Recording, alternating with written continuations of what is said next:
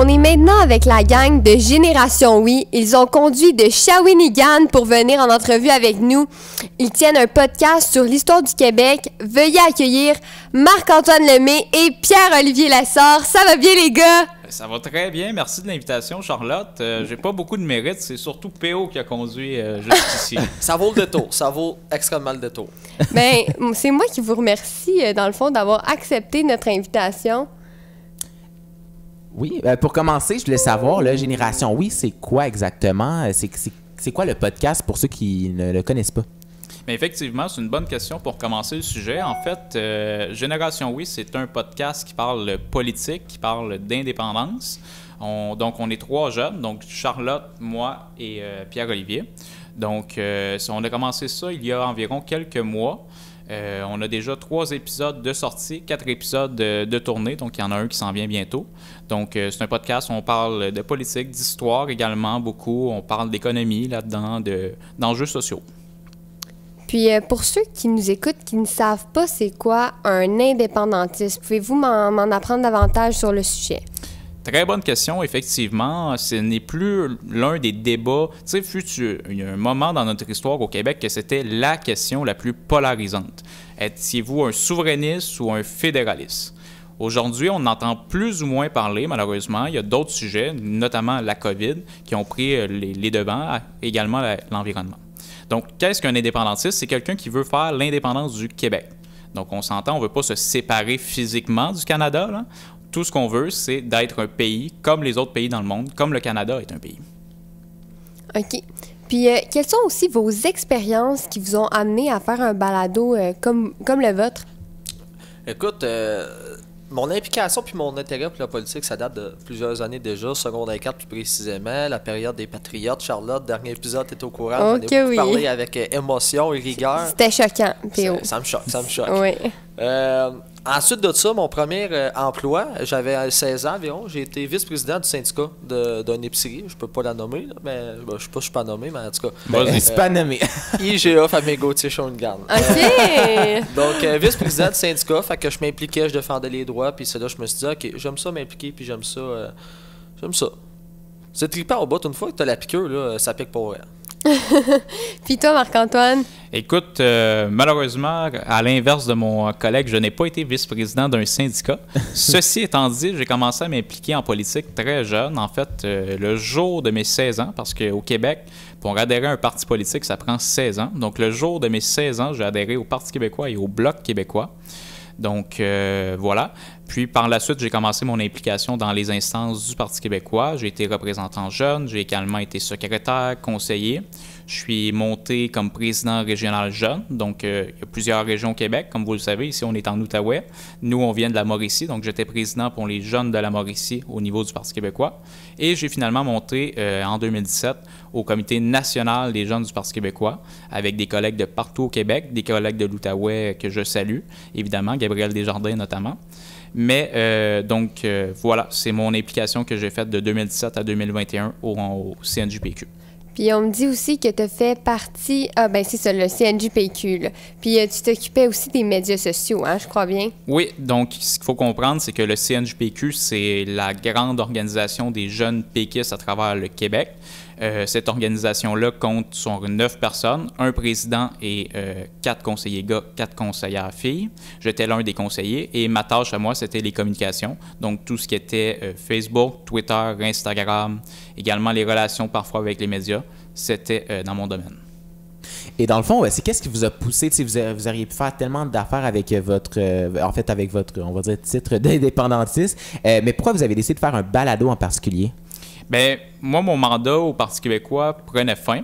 Okay. Et je suis un gars d'aventure. Alors, j'aime me lancer dans de nouvelles aventures, explorer des nouveaux domaines que je ne connais plus ou moins. Le balado, je connaissais ça un peu. C'est de plus en plus à la mode. On écoute des podcasts, on écoute des balados beaucoup en tant que jeune, mais aussi beaucoup de plus vieilles personnes, si on peut dire ça comme ça, commencent à aimer les balados. Donc, je me suis dit que c'était une belle porte d'entrée pour parler d'indépendance à des jeunes.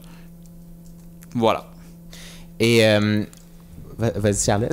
Ah non, mais vas-y, t'avais une question? Ouais, non, mais vas-y. Ah, OK.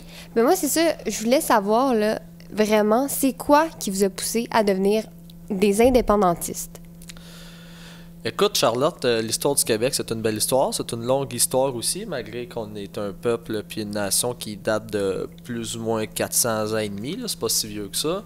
Ben c'est un peu les patriotes. Notre culture, notre histoire, notre langage. Ici, on parle en français présentement, mais tu fais quelques minutes de route, tu dépasses en Ontario, ben c'est plus la langue principale. Je veux dire, c'est distinct. Puis je pense que, comme je viens de le dire, la culture, l'art du Québec, c'est tellement une culture riche. Tu sais, vous le savez, là, vous travaillez en radio, les musiques, etc. Vous avez reçu un artiste il n'y a pas longtemps que tu m'as dit tantôt. Fait que c'est pas notre belle histoire, c'est notre identité, c'est nous. C'est vraiment... C'est ça. Puis d'ailleurs aussi, on essaye vraiment d'avoir que des invités qui sont québécois. Oui, exactement. Ici, là, qu'on invite, qu'on interviewe, pour justement faire rayonner la culture québécoise. Fait que c'est totalement légitime ce que tu dis. C'est tout à votre honneur, félicitations. Ben, merci. Et dans le fond, c'est quoi le but, en fait, de votre balado Génération Oui? Puis c'est à qui ça s'adresse en particulier? Ben, premièrement, c'est sûr que c'est pour les indépendantistes, mais aussi c'est pour les indépendantistes à convaincre aussi, parce que, comme ma mère, c'est une personne qui suit plus ou moins l'actualité, c'est une madame dans son salon qui écoute Pierre Bruno le soir, mais je pense qu'on a beaucoup de choses à écouter puis à apprendre aussi, même moi, en tant qu'adepte de la politique québécoise, puis c'est vraiment pour essayer d'expliquer au monde, mais de faire aussi... Tu sais, ben, ouvrir les yeux sur la situation. Fait que c'est pas juste pour les souverainistes comme moi puis Marc-Antoine, c'est pour Charlotte qui l'est, puis qui apprend. C'est pour toi aussi qui est peut-être pas souverainiste. Mais moi, je trouve vraiment que au podcast, j'aime beaucoup ça animer parce que justement, ça me permet d'avoir un peu une pensée un peu plus... j'ai plus de recul, justement. Puis ça me permet aussi de faire ma propre opinion. Puis c'est vraiment le fun de parler avec vous, d'en apprendre plus sur plein de sujets. Puis c'est ça que je veux aussi livrer à nos auditeurs, ceux qui nous écoutent là, dans le podcast.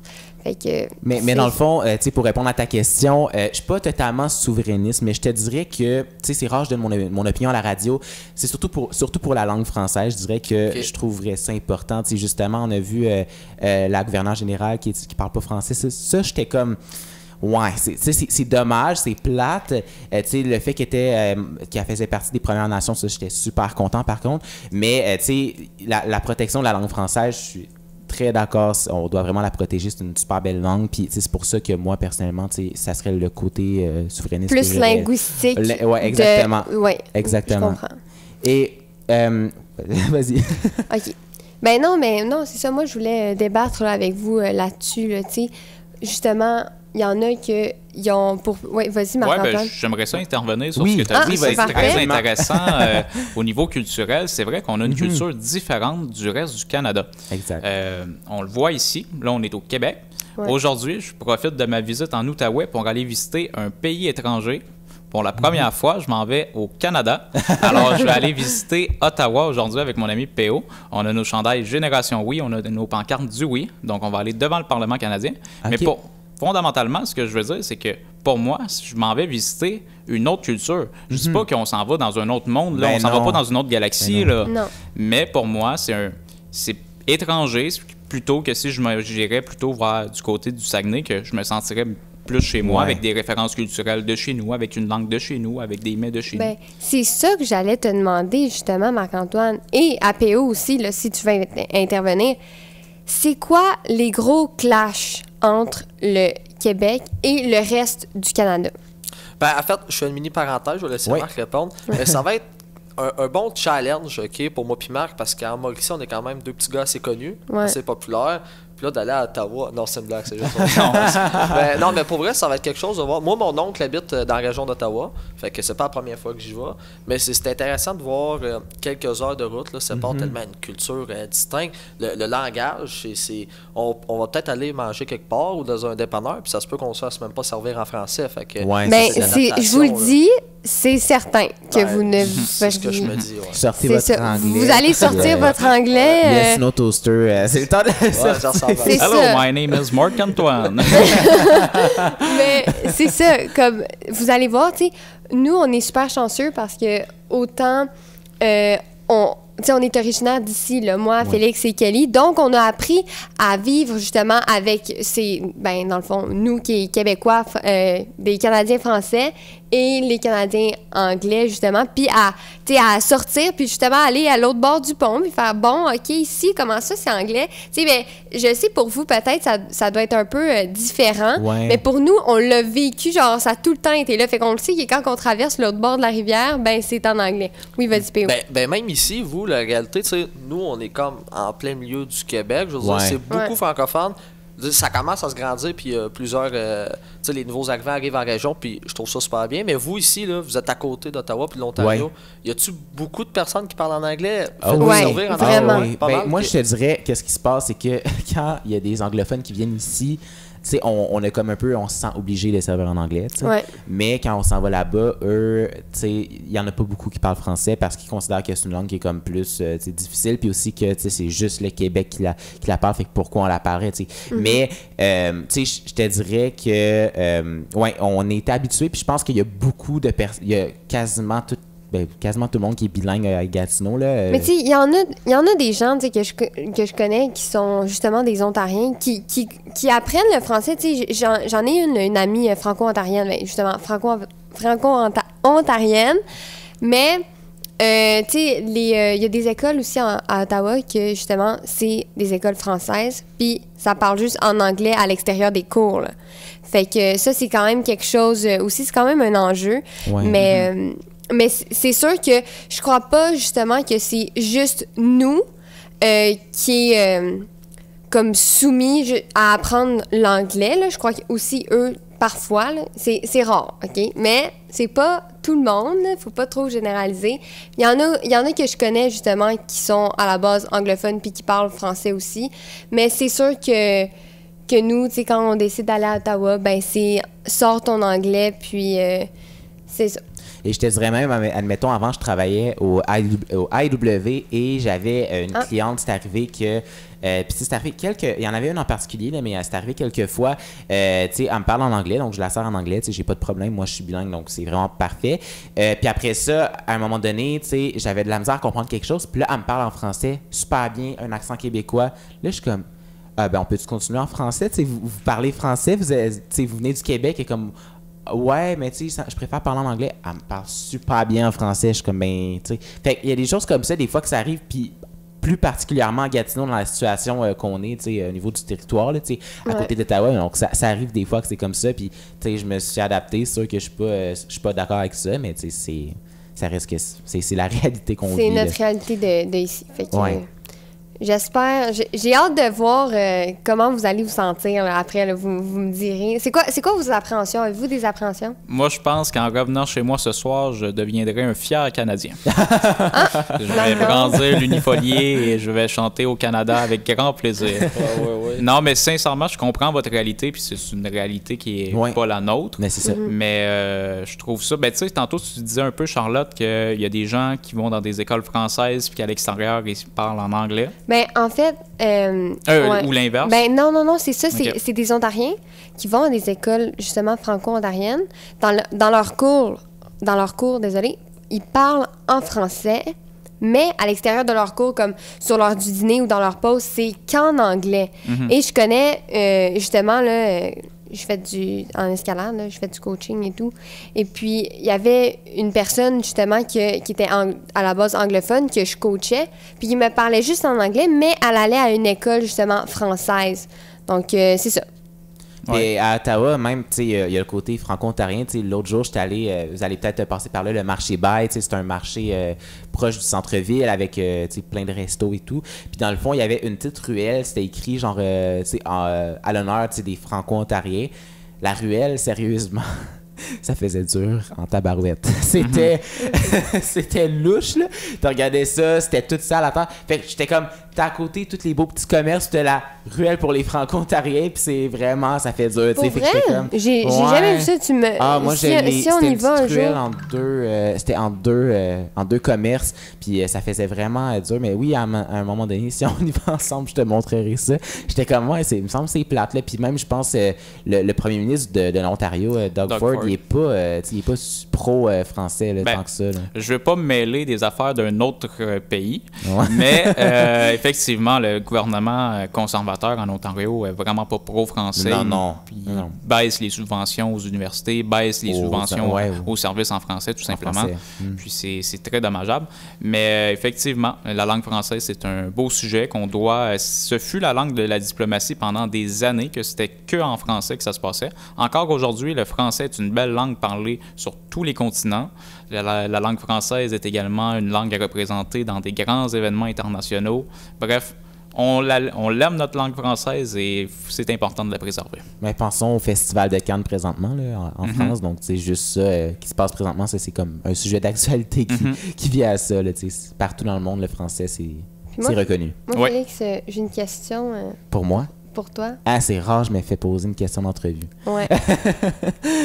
Dans le fond, récemment, il y a justement le CNJPQ qui a voulu faire, dans le fond, continuer la loi 101 dans les cégeps pour justement préserver notre belle langue.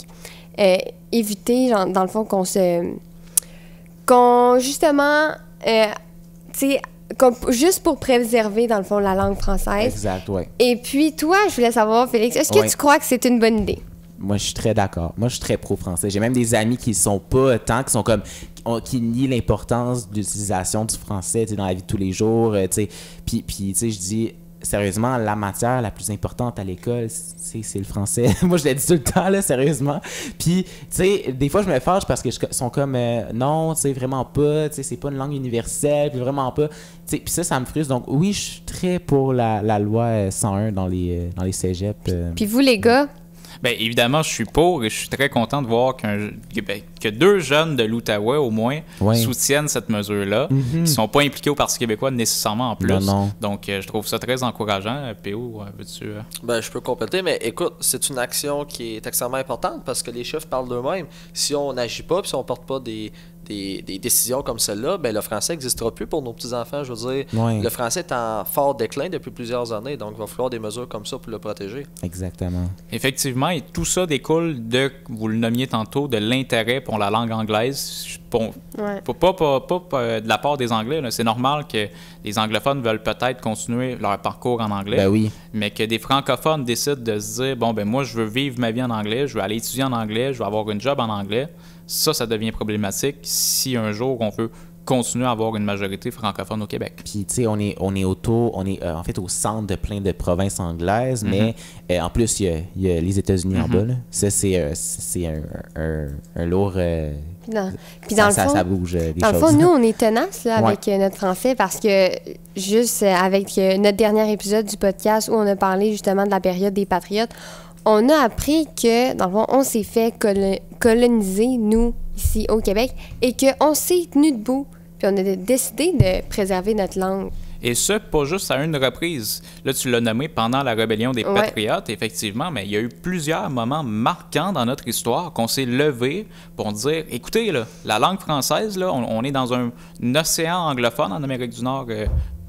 C'est important de la préserver, c'est important de se lever pour, que ce soit pour nos droits, pour notre justice, mais également pour notre avenir. Donc, effectivement, tu fais bien de le mentionner. Toi, Féo, qu'est-ce que t'en penses? Écoute, c'est très bien expliqué par Marc, puis c'est ça, tout est bien dit, là, je veux dire... J'y enlève les mots de la bouche. Mais là, choque-moi pas, parle pas trop des Patriotes, OK? Moi, je me suis levé comptable matin. Choque-moi pas, tu sais que ça me choque, ça, je suis là. Si je retourne un peu plus sur, justement, vos médias sociaux, le podcast et tout, vous avez une page, dans le fond, qui s'appelle Les Indépendantistes. Vous avez beaucoup d'abonnés. C'est quoi le message que vous voulez passer avec ce compte-là, là? Écoute, ça a été, je suis content que tu m'en parles aujourd'hui, ce fut la bougie d'allumage de mon implication en politique. J'avais à peu près 15 ans quand j'ai parti ce compte Instagram-là et cette page-là. Ça s'appelle donc le Rassemblement des indépendantistes, le nom au complet. Et j'ai commencé à publier des argumentaires en lien avec ce que le Parti québécois avait déjà fait dans le passé ou dans le moment. Et je publiais donc pas mal de contenu au sujet de l'indépendance, qu'est-ce que ça changerait dans nos vies, qu'est-ce que ça changerait sous tel aspect et tel autre aspect. Et donc, le but ultime de cette page-là, c'est de montrer d'une façon tout simple quels sont les avantages à ce que le Québec devienne un pays. Donc, je sais pas si ça répond un peu à ta question. Ben oui, puis aussi, vous avez un compte TikTok, là, les indépendantistes. Ça arrive quelquefois que vous postez des passages du podcast et là, ça réagit beaucoup plus même que sur Facebook et Instagram. Comment vous prenez ça? Ben moi, je suis un gars de débat. J'adore débattre. N'importe qui me connaît sait que, pars-moi un sujet, je te pars le débat. Donc, j'aime ça débattre. Effectivement, on a un compte TikTok parce qu'on est présent sur beaucoup de réseaux sociaux, Facebook, Instagram, Twitter, TikTok et tout ça. Sur TikTok, on a beaucoup de gens qui nous disent des choses comme God Save the Queen. Oui, c'est ça. Je me rappelle, Théo l'avait bien ri, celle-là. Oui, des choses comme ça, où les Québécois, c'est des BS, on pourrait pas devenir un pays. Des choses comme ça un peu qu'on entend. C'est tout le temps péjoratif, c'est jamais appuyé sur des faits. Moi, j'essaie d'argumenter, mais jusqu'à un certain point, je peux pas... quand quelqu'un est trop boqué, si vous me permettez l'anglicisme, je peux pas aller plus loin. Mais Charlotte, parle-en bien, parle-en mal, mais parle-en. Je veux dire, moi, je suis content d'avoir des commentaires. Ça met notre vidéo sur l'algorithme de TikTok. Donc, parle-en bien, parle-en mal, rendu là. Ouais, puis, mais tu sais, en même temps, je me dis, tout le monde a ses opinions politiques, c'est ça, mais tu peux pas, par contre, aller voir quelqu'un puis dire non, ça n'a pas de sens, puis aller dans quasiment les insultes, disons ça, je trouve que tout le monde a son opinion. Mais... Je crois que rendu là, tu sais, on s'est mis aussi sur la place publique. Ouais. Moi, j'étais vraiment stressée, je dois l'avouer. Au début, j'étais très stressée, OK, de me lancer dans le podcast parce que, écoutez, j'ai vu, là, sur Facebook, là, tu sais, on a atteint nos 1000 abonnés, OK, je pense que c'est cette semaine, Oui, on approche des 1200, là. Bon, c'est ça. Fait que, déjà là, puis c'est vite, là, tu sais, ça fait à peine 2 mois qu'on a commencé. Ouais. Fait que j'étais vraiment stressée, puis justement, j'avais peur des commentaires de haine comme ça. Mais finalement, je me rends compte que c'est vraiment drôle, là, quand je vais sur TikTok, puis que je vais sur la page, justement, du podcast, ben sur des indépendantistes, puis que je vois, dans le fond, les passages du podcast avec les commentaires des gens. Je trouve ça drôle, des fois, là, je trouve que ça va loin, mais faut le prendre en rien, je crois. Oui, effectivement. Puis ça démontre que malheureusement qu'il y a deux mondes au Québec. C'est-à-dire que des fois, j'ai l'impression que les indépendantistes, on se parle entre nous et les fédéralistes se parlent entre eux. Mais l'important, je pense, ce serait qu'au final, on commence à avoir vraiment une vraie discussion entre indépendantistes et fédéralistes et à regarder sur la table. On met nos arguments sur la table et voyons ce qui est le mieux pour le Québec. Ah, puis tantôt, c'est ça. Je vous ai demandé c'était quoi être indépendantiste, mais c'est quoi être fédéraliste aussi? Bonne question. Faudrait peut-être poser la question à un fédéraliste. J'en ai connu plusieurs dans ma vie. Un fédéraliste veut rester dans le Canada. Ça, c'est la définition simple. Demandez-moi pas pourquoi qu'on est fédéraliste, ceci dit, parce que je pourrais vous donner plein de bons arguments indépendantistes, mais c'est ça. Un fédéraliste veut rester à l'intérieur du Canada, ne veut pas que le Québec devienne un pays. Est-ce que vous croyez qu'un fédéraliste a peur? C'est souvent des arguments de peur qu'on retrouve des politiciens fédéralistes, qu'on pense à Jean Charest à l'époque, Jean Chrétien, Pierre-Éliott Trudeau. C'est tout le temps basé sur la peur, c'est le mot-clé ici. Donc de dire aux Québécois qu'ils ne sont pas capables, qu'ils ne pourront jamais être un pays tout seul, que leur économie ne va pas survivre, qu'ils n'ont pas assez d'emplois, etc., etc. Donc c'est souvent de la peur, mais... Comme je le dis, là, le Québec, c'est comme un jeune adulte. Il ne pourra pas vivre chez papa, maman toute sa vie. À un moment, il va commencer à penser peut-être aller habiter en appartement. Puis peut-être que les premières années en appartement ne seront pas les meilleures, mais après ça, on va pouvoir commencer à construire notre maison. Oui, puis t'avais même dit aussi, après ça, on s'astinera. T'avais dit ça dans un podcast. Ouais. Après ça, on s'astinera sur les couleurs des murs, là, ou un truc comme ça. Là. Vous voyez, notre podcast est tellement bon qu'elle retient ce que je dis dans mon podcast. C'est une bonne chose. Une bonne mémoire. Une bonne mémoire, Charlotte. On la salue, ta mémoire. Merci. Et je veux savoir, c'était quoi votre plus grand défi? Là, vous êtes quand même parti de rien. Là, maintenant, vous avez une communauté avec toute votre balado. C'était quoi le plus grand défi que vous avez eu? Je pense que le plus grand défi, comme dans n'importe quel projet, c'est de commencer. Une fois que tu le commences, ben ça y va. Quand tu sais bien t'entourer, et c'est ce que j'ai fait parce que j'ai eu l'idée du balado, puis là, je me suis dit, bon, maintenant que j'ai l'idée de faire un balado, avec qui je le fais? Je connaissais PO, qui a 2 balados, un sur la lutte et un sur le hockey. Donc, il y avait certainement une expérience de ce côté-là. Mais je ne connaissais pas Charlotte. Alors, j'ai fait un sondage sur mes médias sociaux et Charlotte nous a approchés. Et ça a été, on avait plusieurs mises en candidature. Ça a été la première à passer en entrevue et on l'a pris immédiatement. parce que vraiment, elle avait tout ce qu'il fallait. Là. Elle était solide niveau animation, elle était solide niveau montage et tout ça. Puis en plus, elle fitait bien avec nous. Donc, je me suis bien entouré. Puis voilà que ça va très bien avec le balado. Puis est-ce que vous pensez que ça serait une bonne idée, peut-être, je ne sais pas si vous l'avez déjà fait, mais d'inviter un fédéraliste? Oui, c'est dans nos C'est dans idées. vos plans. Oui, c'est pour effectivement. discuter avec. Oui, ça serait effectivement. une bonne idée. Et j'aimerais bien inviter plusieurs fédéralistes au podcast, des gens de tous les partis, parce qu'il y a Ben plusieurs types de fédéralistes. Il y en a de gauche, il y en a de droite. Donc, j'aimerais ça discuter avec eux, effectivement. Là, on se concentre plus à raconter un peu l'histoire du Québec, pourquoi il y a un mouvement indépendantiste. Puis après ça, on va recevoir des invités, que ce soit des fédéralistes ou des souverainistes. Eh bien, merci beaucoup, les gars, Marc-Antoine et Pierre-Olivier, d'avoir été avec nous. Bien, ça fait un plaisir et nous, on revient n'importe quand. Ben oui, absolument. Puis là, on peut vous écouter où, le podcast? On peut nous écouter principalement sur YouTube, en vidéo et audio. Sinon, on est disponible sur Spotify et Google Podcasts. Parfait. Ben, allez écouter ça, Génération Oui. Merci beaucoup.